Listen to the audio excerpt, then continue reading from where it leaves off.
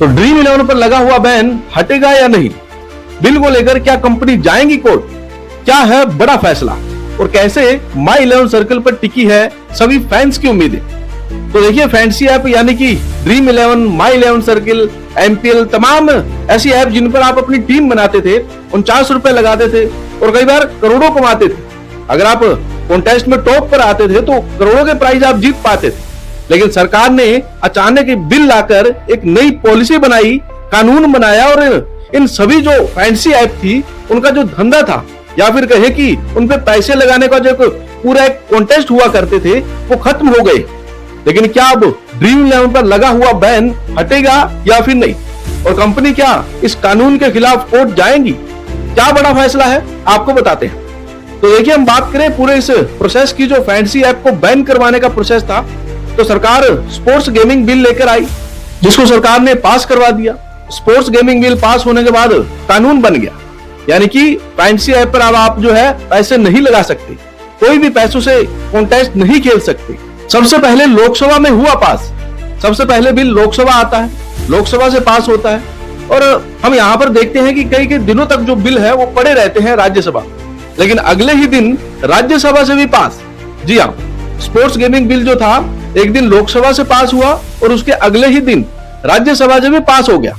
राष्ट्रपति ने बिल पर किए हस्ताक्षर और उसके अगले ही दिन राष्ट्रपति द्रौपदी मुर्मू ने इस बिल पर हस्ताक्षर कर दिए, अपने साइन कर दिए और साइन होते ही बिल बन गया कानून।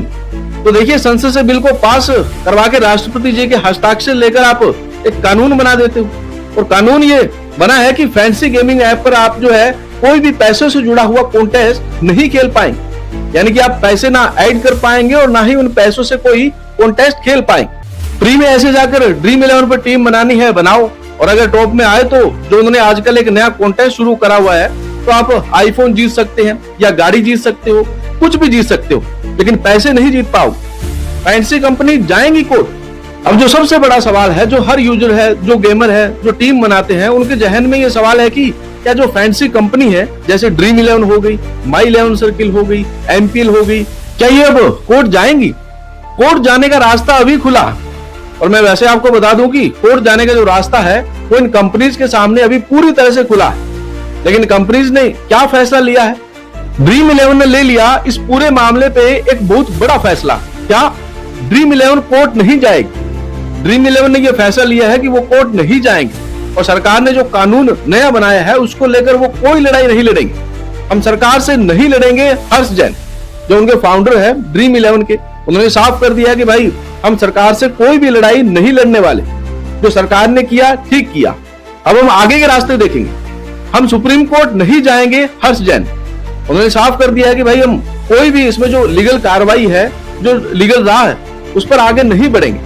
अब माई 11 सर्किल से आखिरी उम्मीद, हालांकि माई 11 सर्किल जो एक और ऐप है उसने अभी तक कोई फैसला नहीं लिया कि कोर्ट जाना है या नहीं जाना। उसको लेकर अभी तक उनकी तरफ से या किसी दूसरे फैंसी गेमिंग ऐप की तरफ से एमपीएल हो गया, विजन 11 हो गया, कोई भी बड़ा अपडेट, कोई भी बड़ी खबर उनकी तरफ से सामने नहीं आई।